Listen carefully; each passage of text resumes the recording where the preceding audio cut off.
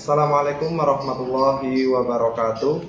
Bagaimana kabarnya siswa-siswiku sekalian? Semoga pertemuan kali ini kalian dalam keadaan sehat semua ya, amin. Nah, marilah kita banyak-banyak bersyukur kepada Allah atas nikmat yang telah diberikan kepada Allah, sehingga kita bisa mengikuti pembelajaran ya, walaupun bukan tatap muka, tidak apa-apa. Yang penting kita tetap semangat dan juga tetap belajar ya. Oke, sebelum kita masuki pembelajaran, alangkah baiknya kita berdoa terlebih dahulu agar kita di dalam belajar itu dipermudah dan mendapatkan barokah. Berdoa dimulai.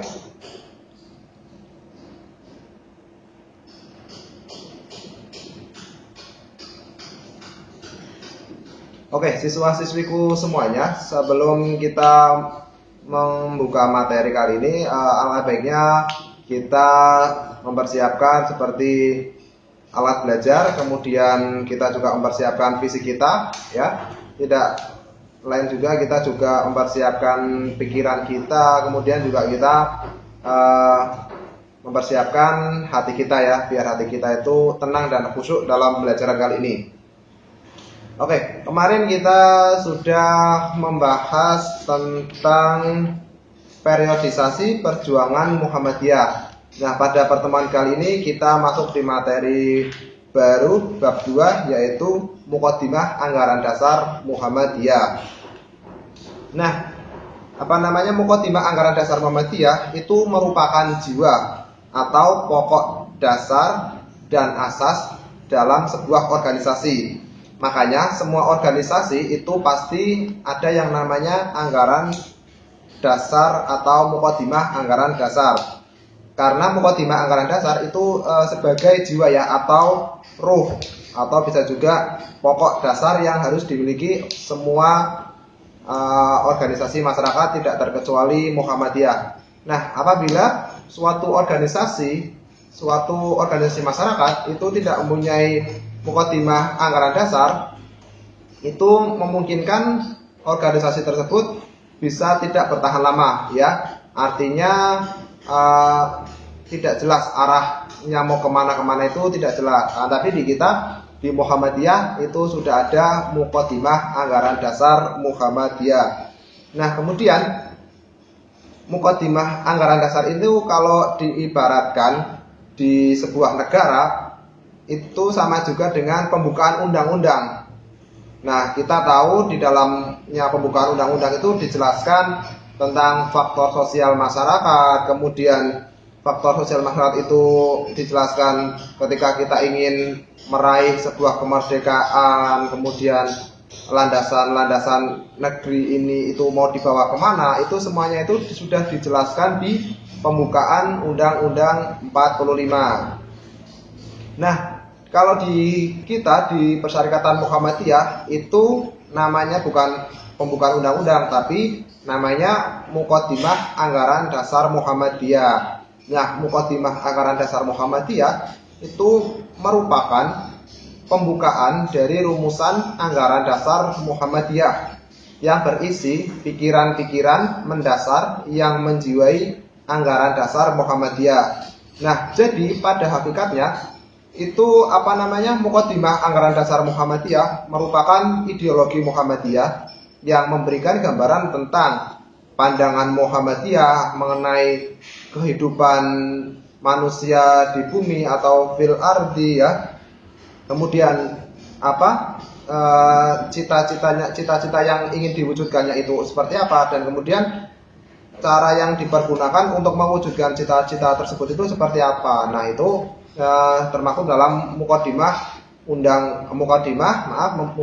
Anggaran Dasar Muhammadiyah.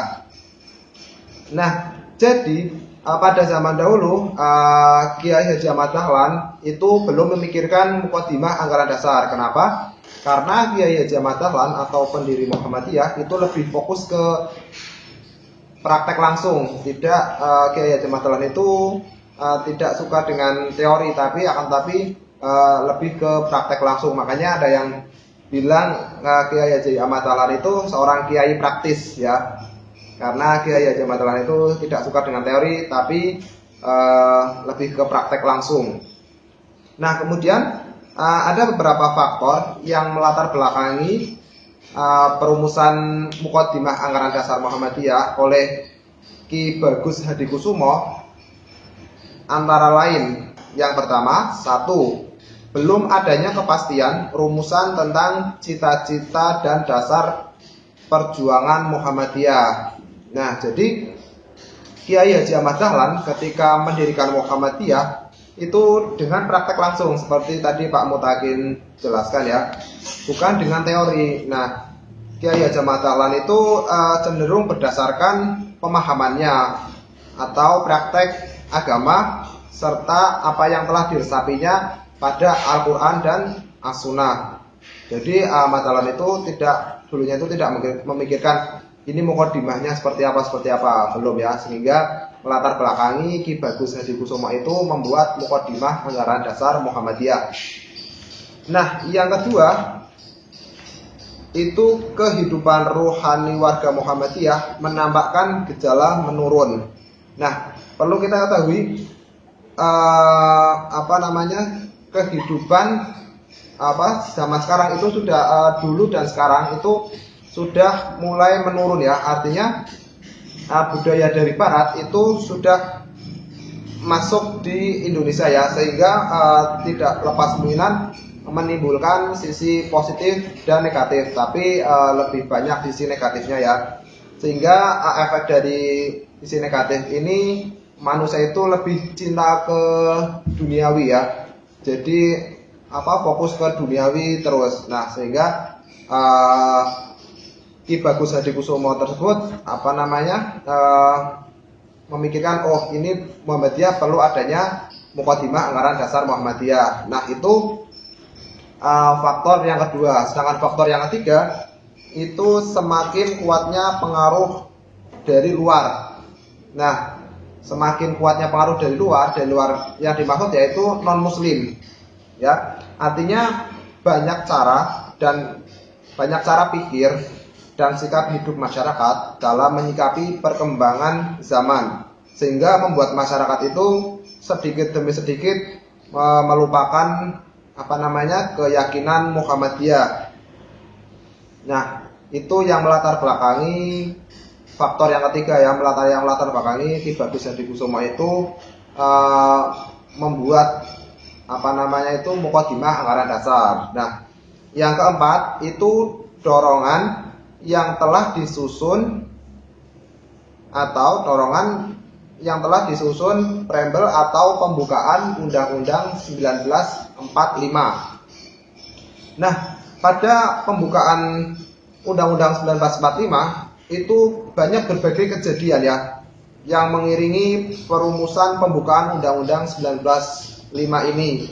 Nah, di sini peran Ki Bagus Hadikusumo dalam penyusunan pembukaan Undang-Undang 1945 itu sangat serius ya. Artinya Ki Bagus Hadikusumo itu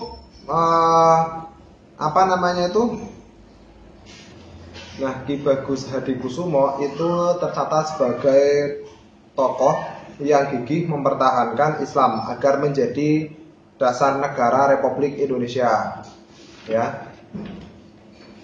Mungkin pertemuan kali ini Pak Mutakin cukupkan dengan membahas sejarah perumusan Muqaddimah Anggaran Dasar Muhammadiyah. Pertemuan selanjutnya kita membahas tentang matan Muqaddimah Anggaran Dasar Muhammadiyah. Nah, nanti silakan siswa-siswiku sekalian bisa baca-baca terlebih dahulu di media manapun ya. Jadi apa yang Pak Mutakin sampaikan itu bisa menyerap ya. Jadi kalian itu punya sumber yang lainnya juga seperti itu ya. Mungkin saya cukupkan pertemuan kali ini, kurang lebihnya mohon maaf. Wassalamualaikum warahmatullahi wabarakatuh.